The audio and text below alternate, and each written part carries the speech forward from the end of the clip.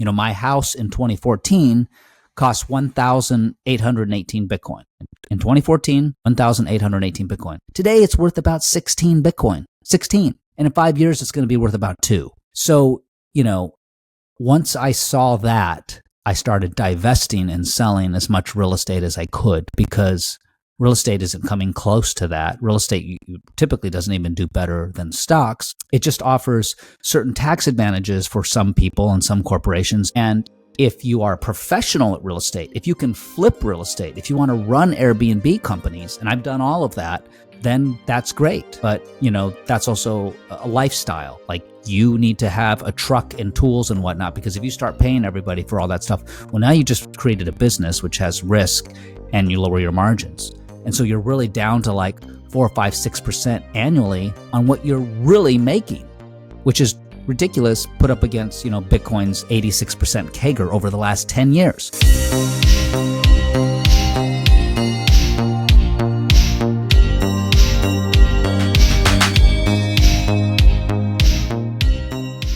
Hello guys, welcome once again to Bitcoiner Podcast. We have been doing quite several episodes. Really intense, right?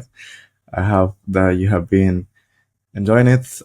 Last episode was really incredible. We have talked a lot about the Tornado Cash and other things circling around, but we have been talking a little bit more of politics, which were it's really odd that we do that in the podcast, but sometimes we need to just catch up what's going on in the world.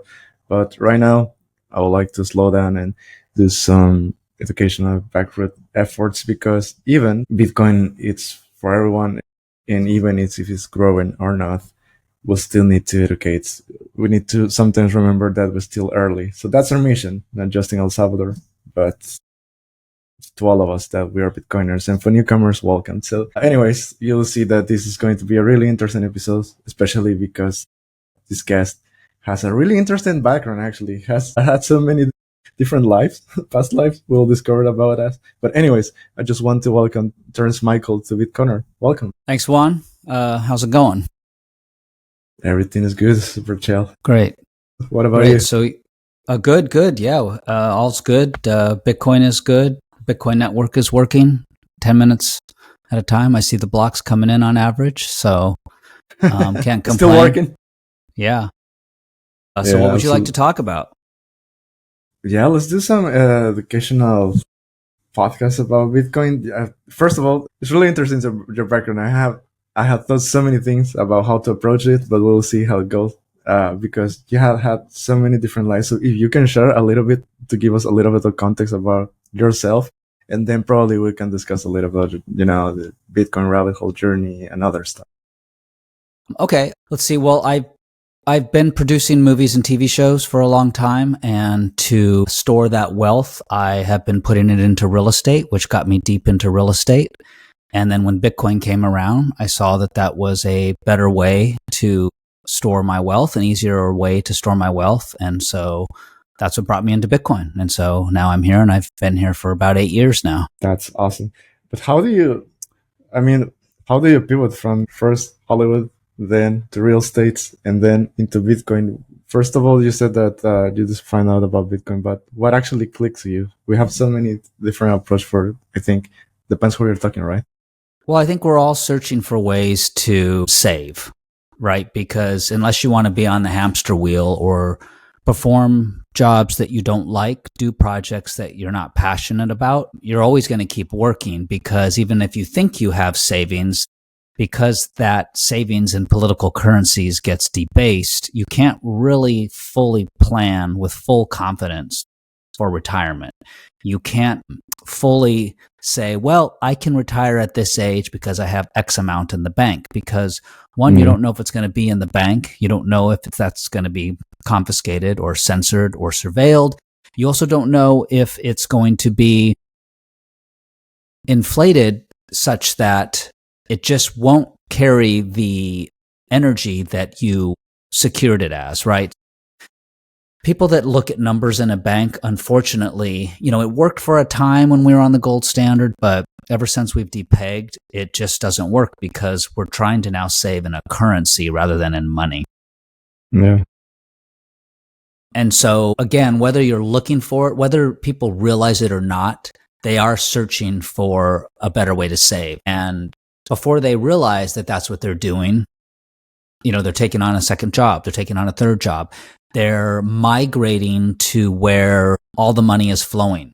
There's a real estate boom and suddenly everyone's becoming a realtor. Should those people be realtors?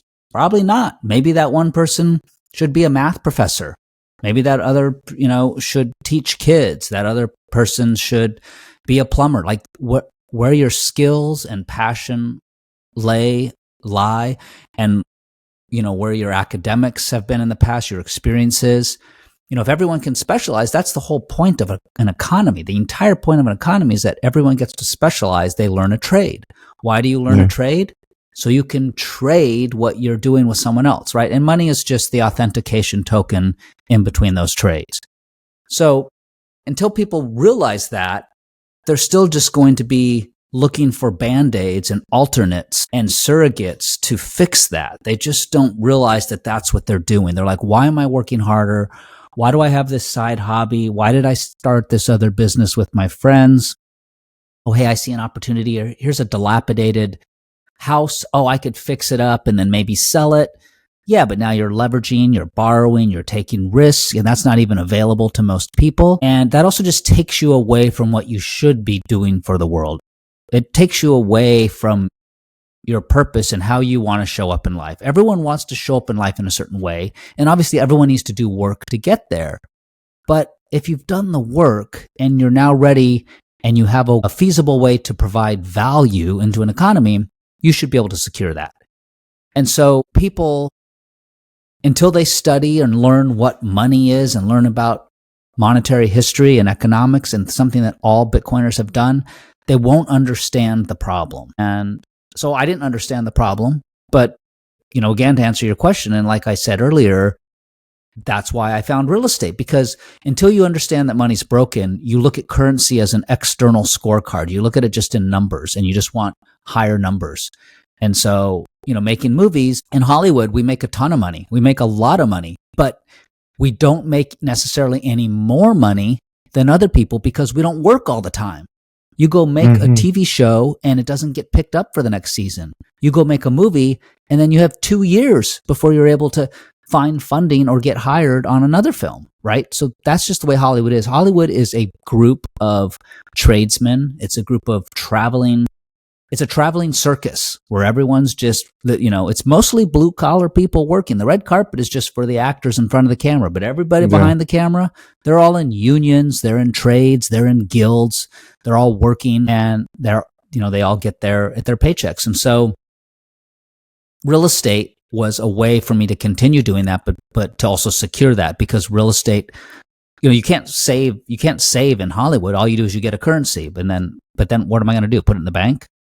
So real estate becomes the piggy bank, and it's been the world's piggy bank for a long time. About a third of all the global money is in real estate, and most of that is in income or investment properties. A lot of that isn't for where people live. I get it if someone wants to buy a house just to live, even though that's a terrible investment.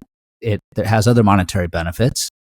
But so, we're sort of conditioned and programmed to thinking, well, if you want to be responsible, if you want to be an adult, if you want to be smart, you should be buying real estate. Real estate's what the big responsible boys do. That's what you should do. And so I learned about real estate, even though that's not where my talents were. That's not how I was educated. I didn't even own a hammer when I bought my first house. But the first house I bought, I could barely afford. And, the walls were falling apart. The roof was leaking. But I didn't care. I just lived in it and I learned how to fix it, right? I showed my proof of work. But so there's a lot. But then the real estate would take me away from the movies, or the movies would take me away from the real estate. It's like, in which year I can't have was two that? jobs. Sorry to interrupt. It was just earlier on. It was after I'd already produced a bunch of movies. I'd produced like 10 movies or something when I started to get into real estate, and then eventually 20 movies and 30 TV shows, and I'll still make movies and TV shows, but I now get to be selective and I get to go do something that I want to do, because I don't have to do it to chase more currency, because I don't save in currency anymore. I don't save in the US dollar. I operate on a Bitcoin standard. And so because I operate on a Bitcoin standard, I can view everything in Bitcoin terms, which people know, creates a deflationary system for yourself because you are using a fixed measurement. My house in 2014 cost 1,818 Bitcoin. In 2014, 1,818 Bitcoin. Today, it's worth about 16 Bitcoin. 16. And in 5 years, it's going to be worth about 2. So, once I saw that, I started divesting and selling as much real estate as I could because real estate isn't coming close to that. Real estate typically doesn't even do better than stocks. It just offers certain tax advantages for some people and some corporations. And if you are a professional at real estate, if you can flip real estate, if you want to run Airbnb companies, and I've done all of that, then that's great. But, that's also a lifestyle. Like you need to have a truck and tools and whatnot, because if you start paying everybody for all that stuff, well, now you just created a business which has risk and you lower your margins. And so you're really down to like 4, 5, 6% annually on what you're really making, which is ridiculous put up against, Bitcoin's 86% CAGR over the last 10 years. Absolutely. Another question that I have is that you also wrote a book called Proof of Money, right? So yeah. What inspired you to write it? Now I can see a little bit, but besides your inspiration, well, I'm also a writer, because I write in Hollywood, and I've written books. So I wrote a self-improvement book, and then when I got deep into real estate, I wrote a real estate book. And so, unlike some people in Bitcoin who are Bitcoiners, I mean, they're very knowledgeable Bitcoiners. They decide to write because they want to share their knowledge, which I think is terrific. But some of that comes off too much like a textbook, because some of the Bitcoiners, or technical, but just it's the messaging. Some of the Bitcoiners aren't writers. So I think I'm one of the few people, I'm sure there's others, but I think I'm one of the few people who came into Bitcoin who's already a writer, who then discovered Bitcoin and said, I can write about this. I can message it better because I'm a storyteller, and I know how to, whatever. It's like a lot of the books say the same thing, and I think all books are great. I think they're super healthy. I think there's just more portals. There's more gateways for people, and whoever's in your circle and near you that finds your book, that's the way in. So, writing is very much a selfish process. It's very much a selfish task because, most writers will tell you when they write, they're really writing to synthesize all of their own thoughts and everything that they've learned.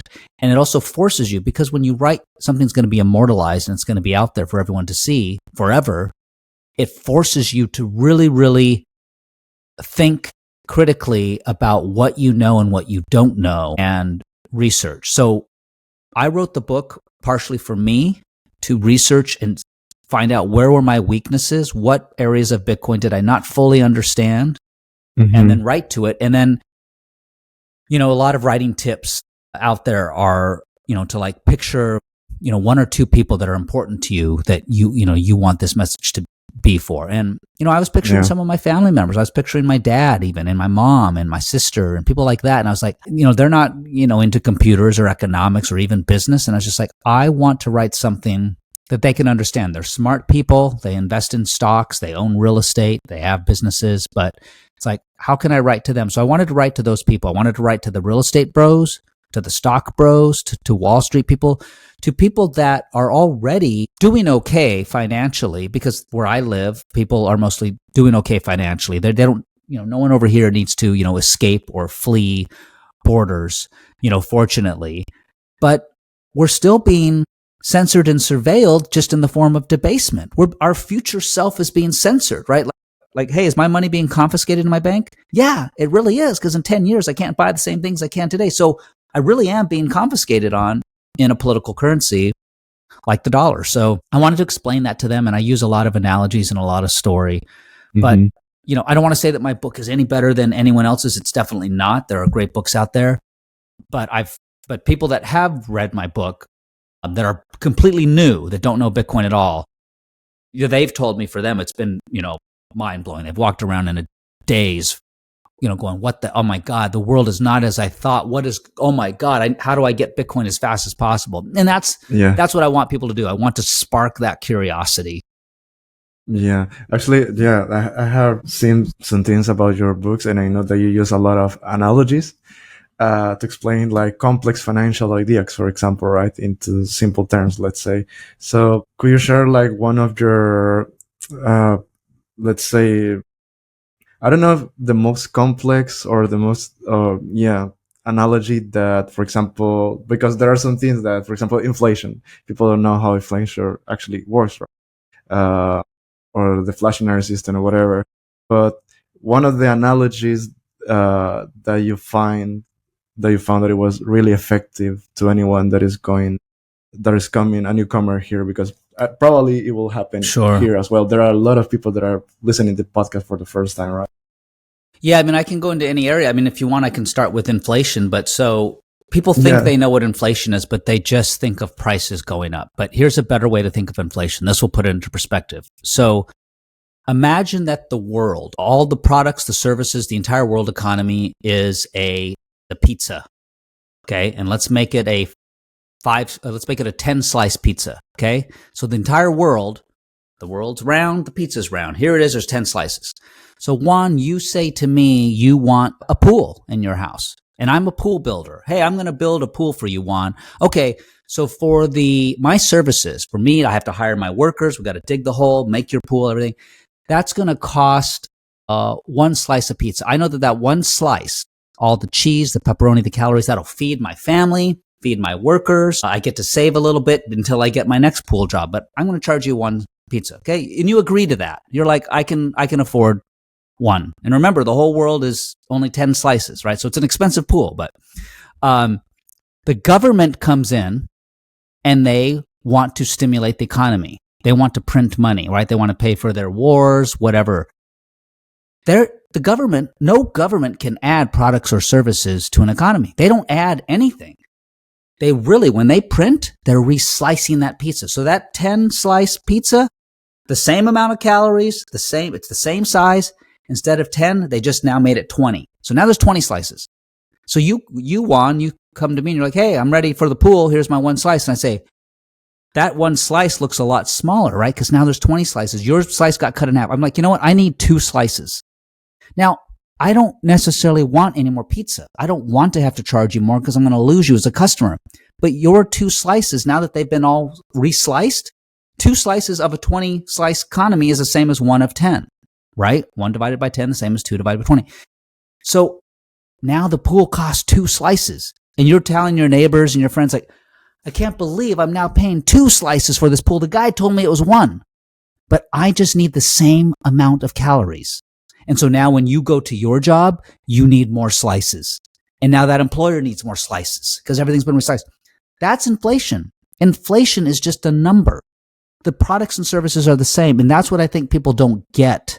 They just are programmed and they grow up thinking, yeah, well, everything should cost more over time. No one in a free, perfect economy, in a perfect market wants to raise prices on anyone. You don't need to raise prices on anyone because you become more efficient. You become more productive. Technology advances it. You can now make more pizza. You can make pizza faster, blah, blah, blah. You actually can charge less. And also, if you're on a fixed monetary system like, say, Bitcoin, you only need less, just like with my house example, right? You get the same utility, but now my house is down to 15 Bitcoin, not 1,818 Bitcoin. Absolutely. So I like to explain inflation that way, and that the numbers in the system just get resliced. There's no new products or services. Yeah, no, what I was going to say is that now I'm really interested because one of the things that I like is, for example, these things that you do, these kind of analogies that explain complex things, simple things.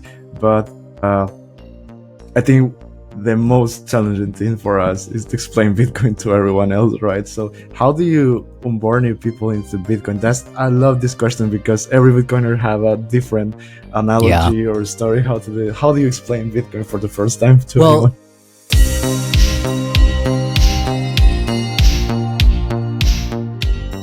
Cuando dejas tus activos digitales en un exchange o en custodia de alguien más, te expones a riesgos de terceros no deseados.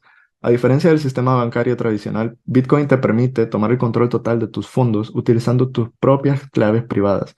Esto te permite ser soberano y esencialmente tu propio banco. Al tomar el control de tus Bitcoins, puedes evitar riesgos innecesarios de terceros. Almacenar tus Bitcoin en custodia de terceros como los exchanges puede exponerte a ataques de actores malintencionados, gobiernos o estafadores que lo único que quieren es apoderarse de tu dinero. Las billeteras de hardware aumentan la seguridad de tu billetera porque tus claves privadas se almacenan en un dispositivo especializado que no está siempre conectado al Internet. Como te he dicho antes, mantener tus claves almacenadas en un dispositivo en línea puede exponerte a factores adicionales de ataque, por lo que se recomienda usar una billetera de hardware al almacenar grandes cantidades de Bitcoin durante largos periodos de tiempo. Jade es una billetera de hardware no custodial para Bitcoins y Liquid que ofrece opciones de firma simple y firmas múltiples. Yo personalmente lo utilizo para almacenar mis Bitcoins, ya que me siento mucho más seguro manteniendo mis Bitcoins en una billetera fría que en una almacenada, por ejemplo, en mi teléfono. Si estás pensando en adquirir uno para ti, no olvides utilizar el código de descuento de nuestro show, Bitcoiner Podcast. De esta forma estarás apoyando directamente el show y además obtendrás un 10% de descuento para la compra de tu billetera free. So usually I usually just ask them a question, and I have to start there because everyone looks and comes into Bitcoin differently, right? Like some people want to technically exactly know what exactly is Bitcoin. And then and then you can say exactly what Bitcoin is. But some people look at it as a speculative asset. Some people think of it as a store of value. Some people want to come in. A lot of people, they're like, how is it money? But they mostly think it's a currency because it unfortunately was branded cryptocurrency. I wish it wasn't, but because of that, people get confused. And then a lot of people want to know about mining because they think they can do something with their computer and win Bitcoin. They're like, what? Tell me about Bitcoin mining. Like, I don't want to pay 120 grand for a Bitcoin. Like, how do I mine it on my computer? I think it just depends who it is. But, in general, us Bitcoiners know this, but I think we need to keep things simple. And all Bitcoin does is it allows you to transfer value from one user to another user without the need for a third party. That's it. Those two sentences are it. Now, it sounds simple, but that really is everything. Me transferring my value that I've worked hard for and saved for to you, but to be able to do that without having to trust any third party is the big idea. And within that, when you break all that apart, that's how we see how valuable Bitcoin is. Because that's secured by proof of work. It's secured by the nodes that keeps away the banks and people from stopping us, and 24/7, 365, and not reversing anything and not faking anything, and that we all have the ledger distributed, that we're distributing trust. And now that's, like to some people like, I don't get it. I don't care.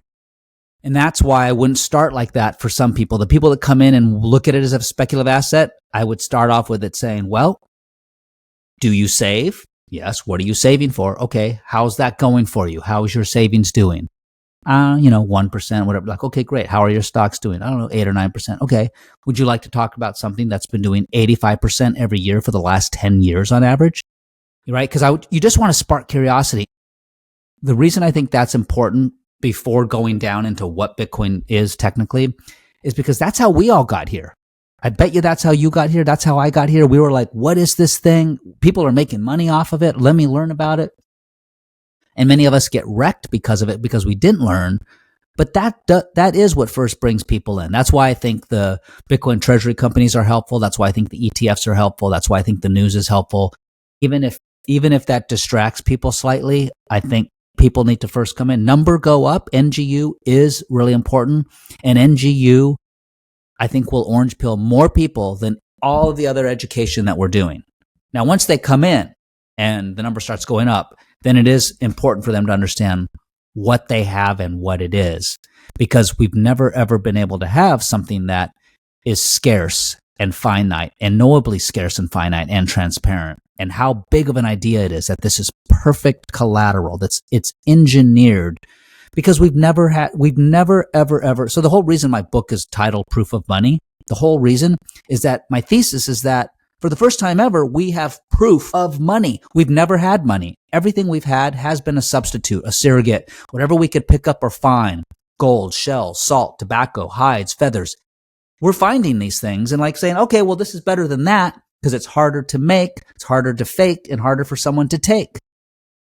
Bitcoin is the first one. It's like, oh, what are all the properties? Oh, and here's something I'll ask people who are like, wait, you said Bitcoin's money? I'll say, get a pen and paper. Write down everything that you think perfect money should be. Write it down.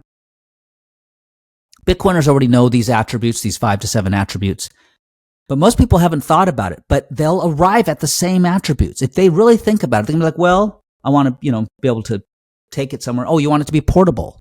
Yeah. Okay. Well, I should be able to divide it up into small pieces, big, whatever, like transport it, all that stuff. I don't want someone to take it. And so when they break it down and you spend some time with them, like, great. So now what's the best thing that can do that for you? And then you can show them how Bitcoin can do that and that no one can stop it. So there isn't any one great way. It's a good question, Juan, but there's no great way because it depends who's asking. When I have real estate people ask me, and I have a lot of real estate people ask me, I just tell them how it's property, how it's perfect property.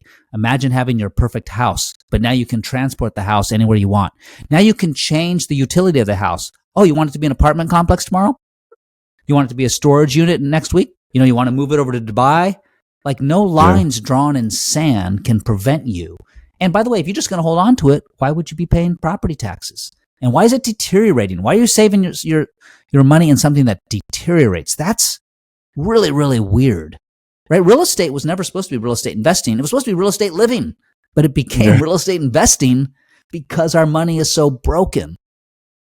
So, I think it just depends who the person is because it's so many different things to so many different people. Just as money is, right? Money means different things to different people.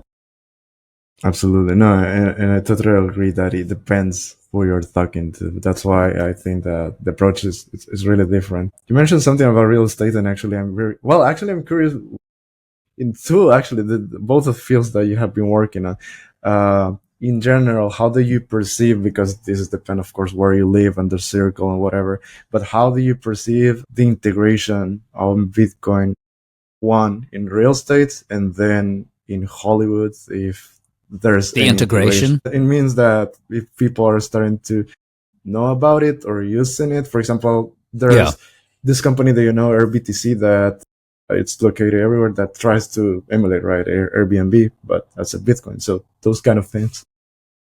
I mean, I think it's good. I think basically if you view Bitcoin as a savings technology, which really is how everybody should view it. If everyone just views Bitcoin as a savings technology, if Satoshi wrote in the white paper, hey, I have come up with a peer-to-peer savings technology, it would have been so much more helpful. Some people won't like that. They may not be popular, but if you think about it, okay, it's a savings technology. So why? Well, one, we've never had savings, because if savings is simply supposed to be, I painted this barn, I spent 8 hours, I'm getting paid, I only need to spend 6 hours of that barn's currency to live. I want to save these 2 hours for 10 years from now.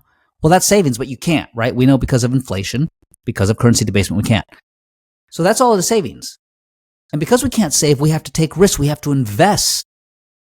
And there's companies that can implode. There's reputational risk because the founder does, Elon Musk does something weird and you lose your money, or, they inflate the stock. So they dilute all their shareholders, or you're having to chase artwork and, precious metals and all kinds of things that might work for periods of time, but they're just not perfect. And there's lots of friction and there's lots of risk. So whether it's real estate, whether it's a company, whether it's a nation, whether it's a pension, whether it's a nonprofit or a person, anyone who has worked hard and has fiat that they don't need to spend today for milk and eggs should put it in the best savings technology possible. And to me, Bitcoin is just a savings technology. So how does it integrate with real estate? Well, real estate is a cash business. There's lots of cash flow depending on what kind of real estate you have, with Airbnbs or rentals or leases. And at the same time, if you're developing, you're raising a lot of cash, but you don't spend all the cash on day one. Like, cash needs to sit somewhere. So if cash is just, melting, why not have it frozen perfectly in Bitcoin, where the thermometer is as cold as possible, right? And no central bank can turn that thermometer and lower the temperature of all the refrigerators. So, or raise the rate, actually. I had that backwards. But so I think I think Bitcoin can integrate into anything. And same with movies. Most people don't know this, but, movies, they take anywhere from like 4 to 7 years to return all of their money, because it's, Okay. you're making a large IP, and people hear about the box office that happens right away. But the box office happens about 18 months after you started making it, first of all, right? Because you got to shoot it and make it and post it and market it. Then that comes out. And then it's like, then you have your streamers, and then you're selling to 180 different countries in all kinds of media and formats, and, pay-per-view, and you're bundling things. And so you're licensing, and then you're syndicating, and then you're selling it to TV, terrestrial television, and whatnot. Yeah. And so because it takes so long, it's, you can not only store a lot of that in Bitcoin, you can, when you set out to make the film, you can lower your risk. Let's say you have a $10 million budget for your movie. Well, make your movie for 8 and put 2 million of that in Bitcoin. Your movie could potentially lose all of its 8 million, and you still get it all back for your investors. Or you can just raise 2 more million on the top end, because if you have 15, 20, 30% in Bitcoin, imagine that growing over that 4 to 7 year period. Mm-hmm. And that's the problem. Hollywood, most films do not make money, partially because of the broken distribution system. You need to align yourself with like 4 to 5 distributors ultimately who own everything. They own everything. And they're going to get their marketing fees and distribution fees before you, the producer, ever get a dime, which is why most people just try to raise their fees and get as big fees as possible, because there isn't really significant back end in Hollywood.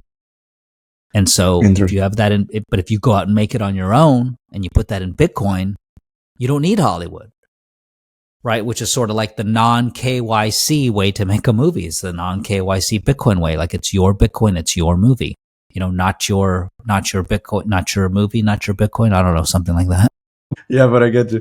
That it's something really interesting that actually I would like to ask you as well. I have a partnership with Bitcoin Film Fest. So normally once a month we talk with filmmakers or any artists. Right now we're focusing on filmmakers, and we have discussed a little bit how Bitcoin it has been integrated little by little in independent movies, right?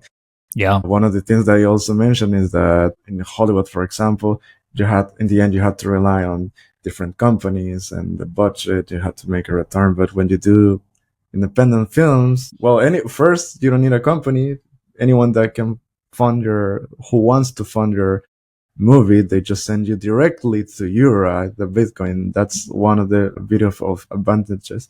So that's why it was kind of my previous question, that you seen that probably can pivot. I know, or at least we have seen in Europe that little by little independent films and independent filmmakers are using more and more Bitcoin, not just to make Bitcoin films, just to make like short movies or whatever, right? Yeah. So it will be great to see that. And the other thing that I want to ask you, and this is just out of curiosity, because right now there's a lot of noise, especially in the pop culture, because you mentioned that actually the box office is not really important. But I just want to learn this thing, that actually then how it make a movie really rental. You already mentioned a little bit of that, but for example, let's say the Jurassic Park, Superman, and the Fantastic Four, that right now you have seen that they say no, but if they make X amount of money in the box office, then it's a failure. So that is now how the movie actually measured their success. Well, so those big films do initially try to track what the success will be based on the box office. I'm just saying the box office is not all of the money that the film comes in. Like, that's just the initial push, right? But it's really the locomotive for everything else. So if Jurassic Park comes out and it makes, 300 million at the box office, over the life of that film, you got to go down 4 to 7 years, it's going to make over $1 billion. But they might determine that as a failure based on all their other metrics. But what they're also doing is they're cross-collateralizing.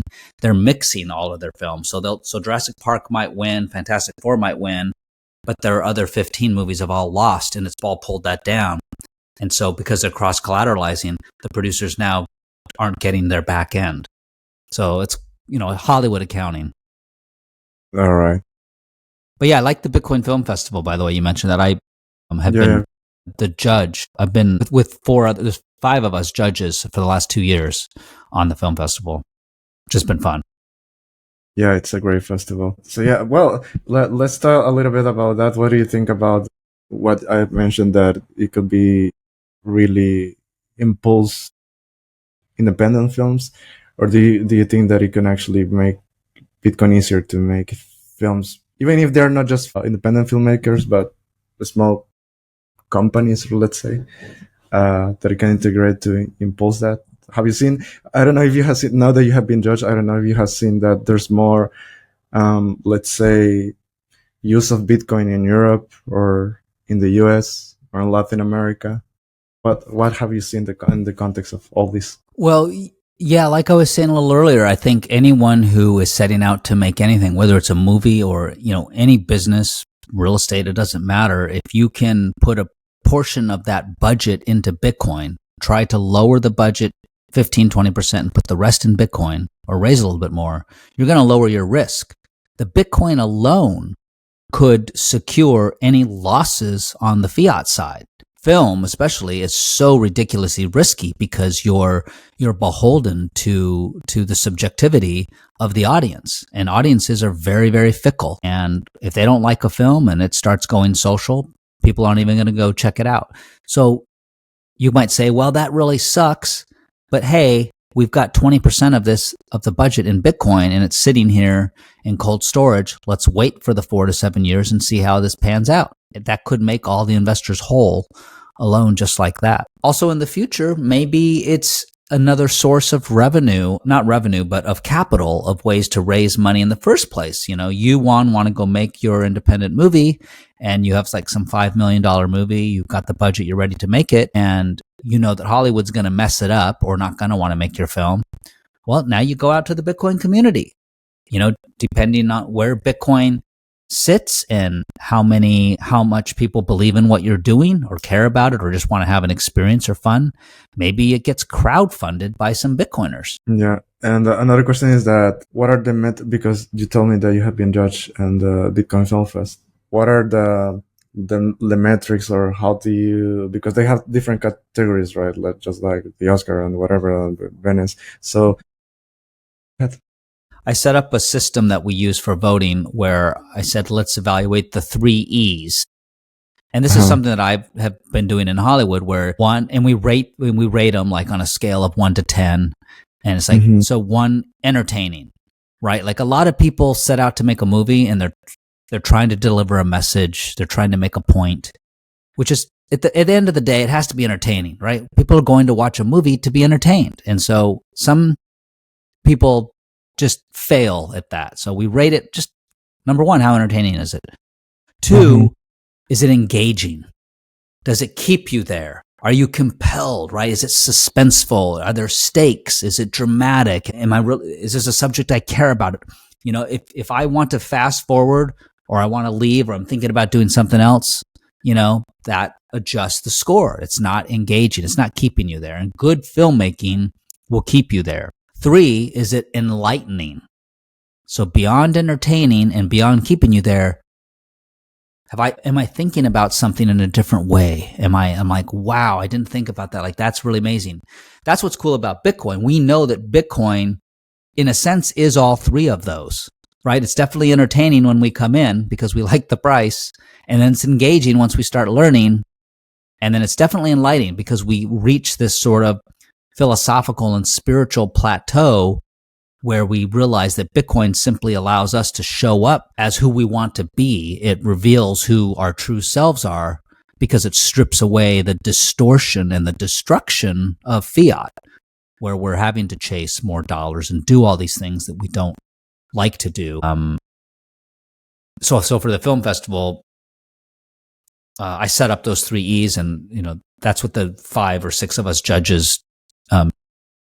Okay, really interesting. Yeah, it's good to know. And I was just thinking why I never asked even to the guys of Bitcoin Film Fest, but it's good to know how you measure these things, the winners and everything. All right, we're at the middle of the podcast. I told you that we have this little game. I want to do it. Oh yeah, right now. You. So the audience already know how it works. My previous guests have a question for my next guest. So, and by the way, at the end of the episode, you will have the chance to make a question for my next guest. I'll tell you who it is. Just let me find it really quick because we have a video here. Yeah, it's so my previous guest was Frank Corba. Do you know him? Oh yeah. Okay. Yeah, he's now in the press room at the White House, which is really cool. Exactly. Yeah. Yeah. And here's a fun little fact. He used to be a PA on The Apprentice. He would drive Donald Trump to set on the TV show The Apprentice. Really? Yep. Oh, Fun little fact. I don't know if most people know that, but no, that's really interesting. A lot of my friends worked on that show. Wow. Oh, really? That's so cool. Wow, what a small world as well. Yeah. Hollywood's very small. I'm always interested to hear what people have to say. To what degree do you think the Bitcoin community should be involved in politics, on any level, global politics, local politics? To what degree they should? To what degree should Bitcoiners be engaging with politicians? Oh boy, yeah, I see. That's perfect coming from him. That's a great question. I have mixed feelings, but just to give a quick answer, I think they should be. I think it is good because politicians are just another group of people that we should orange pill and educate properly. There's still going to be politicians. They're still going to play politician games. But I think the more that they can see what we see, it might slightly help them shift towards truth and transparency, because that's what Bitcoin has taught all of us Bitcoiners. Once we see that there is this honest system, it helps us replicate that and demand that in other areas of our life. And that would be beautiful if we could get politicians to do that. That might be too lofty a goal. Absolutely. By the way, just out of curiosity, do you really? That's something that I asked to some Bitcoiners that live in the US or are from there. Do you think that Donald Trump actually gets it, or just a shit show? I don't personally think he really gets it. No, I think you know what I think is. I think he's where we were in our first 6 months or a year when most Bitcoiners came in, and that's my sense. He hears some of the sayings. He's parroting some of the things. He'll hear something about blockchain, and he's like, "That's really cool," but he's too incentivized to not fully get it. I mean, he is right there with the big fiat machine. I mean, he can counterfeit all he wants. Yeah, because but it's great. Yeah. Go ahead. Oh, I was just gonna say, but it's great that conversation is happening in his house, in the White House. Like, that is really, like, when I first came in, I was just like, what? Are you kidding me that this is now compared to where we were with Choke Point 2.0 and Elizabeth Warren's crypto army? Yeah. Yeah. No, I was going to add something similar, that is great that he has the advantage that, for example, for me, what I have seen from here, actually, first, I think that, I kind of analyzed Donald Trump, and I also think that he's like starting. He's in the road. He's in the right path, but he has the advantage that had, for example, the Senator Loomis. That, for example, when I hear Loomis and when I hear Trump, I hear way different things. Loomis, I think she's a real Bitcoiner, and she really gets it. That's my feeling, because she even talks with some technical stuff about Bitcoin, right? So he says, probably she knows a lot, and she's pushing a lot of laws, Bitcoin laws. So I think that's one of the advantages in the house to have real Bitcoiners around. That Absolutely. Is the same with Bukele, for example. He has been surrounded with a lot of Bitcoiners. So, yeah. By the way, have you been in El Salvador or not? No. Oh, okay. So, yeah, whenever you want to explore the Bitcoin. Yeah. Clearly, I've been following, and I love the story. And I've talked to Max and Stacy, and my friend Puncher is building down there. And yeah, I think it's amazing what's happening. Super happy for all the people down there. So happy for them. Yeah. There's a lot of grassroots efforts still putting apart all the noise about the IMF and etc. The grassroots efforts are still there. And I think that's the most important thing. Yeah. In the other day. Yeah. Another thing that I would like to explore is that, let's say that for people who are just starting to question the financial system, that I think that is one of the main topics that we have been discussing today. What's the most important thing to learn, or better say, to unlearn about money? What do you think? I think the most important thing to unlearn is that currency is not money. They're two separate things. And that's one of the biggest obstacles for people to fully understand Bitcoin. They try to compare Bitcoin to the dollar, and they forget that the dollar was just a coupon, just a receipt for actual money, which was gold. And so they've got a valet ticket. They don't have the car. The car is money, but they've got the valet ticket. They don't have the coat. They have the coat check. And so they're saying, like, I don't understand Bitcoin. What's it backed by? I can't touch it. I can't hold it. But that's because they're comparing it to a currency. So I think once they start to learn that a currency is something that a government issues, and like a river, like electricity, it's meant to move fast. It's a hot potato. I just got it. Let me quickly get what I need. But now convert it to money to save, because you can't with this. And they can't. They're like, where is the money? Where can I save? So they have to invest, and they take all these chances. But now we have it. Now we have Bitcoin. Now you can save. Yes, we still have gold, and you can do that. And gold has beaten the stock market over the last 10 years. But that's just because within the last year, it's been going like this. For a long time, it has sat flat. And also try dividing it. Try taking it with you somewhere and tell me how much gold there is. Ask 10 gold experts how much gold there is in the world, and they'll give you 10 different answers. Ask any Bitcoiner, and they'll tell you within 10 minutes the exact down to the Satoshi that we have. And that's the big difference. It's not just that it's scarce, it's knowably scarce. Because a lot of gold people are like, oh, it's scarce. There's just one planet. Like, I don't know. And there's asteroids. Absolutely. You know that, have you read, by the way, The Big Print from Lawrence Lepard or not? I haven't. No. I'm familiar, but Yeah, because actually that's one of the things that I love about his book. Sometimes I mention it here in the podcast, but I think he has done a really good job. For example, for me, that I'm not from the United States, to understand American history, and not just American history, but the monetary system.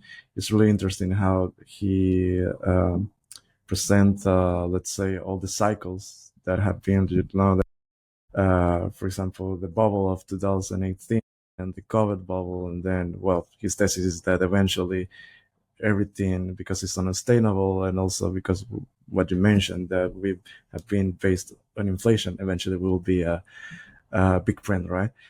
But it's really interesting because he has been a gold bug for his entire life, and once he discovered Bitcoin, that's why I remember now that you're saying, if you ask to any gold bug how many gold are, but once he realized that there's something that is actually really scared, he pivoted everything, even his business, into the Bitcoin. So yeah, and it's really interesting.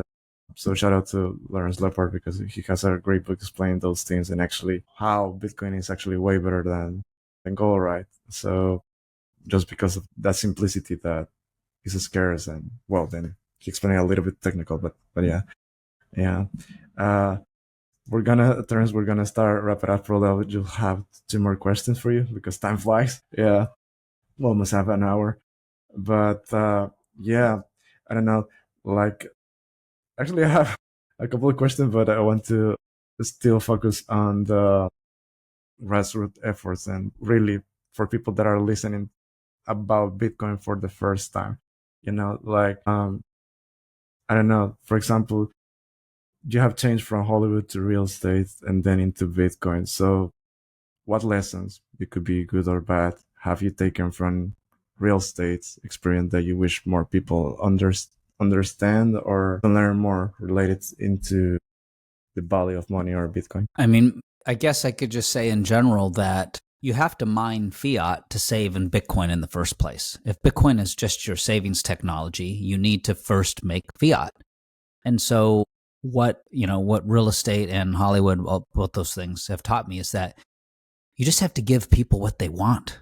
You have to find out what they want and do that better or faster or more efficiently than anyone else. And you will mine all the fiat you want. You have to just provide value.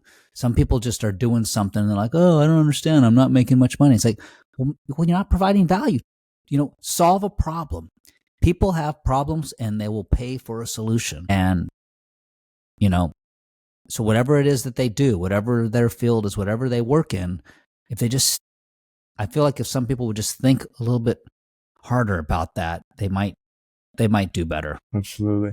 And the other thing is that it was something related that I want to ask you, because we have seen that now that Bitcoin is becoming mainstream, right? But still, that's why I like to talk about grassroots efforts. What do you think that we should still focus on right now that Bitcoin are becoming mainstream? And I'm talking for the Self-custody. Bitcoiners. All right, that's where I wanted to lead this. That's the important thing that we still need to talk about. Yeah, just because there's going to it's not bad, but there are going to be so many other opportunities and ways to get Bitcoin exposure, but most of them are shares in something else, not owning actual Bitcoin. Many of them are just surrogates. Some of them are adjacent to Bitcoin, and so people can have some of the price appreciation of Bitcoin, but they don't have the utility of Bitcoin, which is to be money to transfer peer-to-peer. And so, depending where you live, depending what your situation is, not everyone wants that. But, I don't want a sticker on my window that says I'm a gun owner. I want to own the actual gun. Now, the people that have that sticker, they have an ETF. They have a share in a treasury company. And that might work for some people. That might deter some people away, saying, oh, that guy has a gun. So I have a little bit. It's like a gun, but it's not the gun. Bitcoin and self-custody is the gun. You have the utility. You have the rights of it. And no one can take that away from you. It's the one thing, it's really the only thing I would argue that you own, because anything else you think you own can be taken away from you or it deteriorates. Bitcoin can't be that. So I think self-custody is ridiculously important. Absolutely. My two last question, this one I always ask to Bitcoiners, what is the most valuable thing that Bitcoin has provided into your life? And I'm not talking about the monetary value. It really is just the revelation that our whole system is broken, and that because it's obfuscated, because it's not transparent. When you learn how simple money should be, and how transparent it should be, it exposes how much they don't tell you. And that to me has been one of the most valuable things, as far as like, what's the revelation? What are the big curtains that are being opened, and you see the wizard and you're like, oh my God, you're the one doing this. And that's it. I don't think most of us we shouldn't have to know how money works, by the way. We shouldn't have to understand what money printing is and quantitative easing and the Fed's role. We shouldn't have to. But we've learned it as Bitcoiners, and now we see like, oh, wow, we have to start telling people how this works. Because that's what's happening, right? We're building Noah's Ark, and we're telling everyone, look, it's raining. They're not telling you it's raining, but it's raining. We can now see it. Come on in the boat. You can escape that. Yeah, absolutely. That's actually something that you said that is really interesting. That we shouldn't have been learning about these things if it is right in the first place, right? So yeah. But now we need to fix things, and we have the tool, the actual tool to fix those things that are broken. Yeah, and my last question is that first, where can people find you? And if you want to add something that probably I didn't ask and you think that is valuable to add, now's the time. Oh yeah, no problem. Do I need to add that last question, or no, you do that later? Yeah, we'll do it at the end of the You episode. do it at the end. Okay. Yeah, I wasn't sure if that's what you meant by the last question. I'm just on X, proof of money, and I make a ton of videos. People go to my highlights tab on my profile. I've got like 20, 30 videos. And they're all different education videos, and those are fun making on all aspects of Bitcoin. And no, and unless there's anything you can think of, I'm not sure what we didn't cover in this realm. We cover a lot of things. At least I try. It's a dream. Absolutely. Yeah. So yeah, no, Terence, thank you very much for your time and sure stopping by Bitcoiner. Thank you. Yeah, there's a lot of things to discuss about later in the future. But yeah, thank you very much. And guys, yeah, see you next week. Ciao.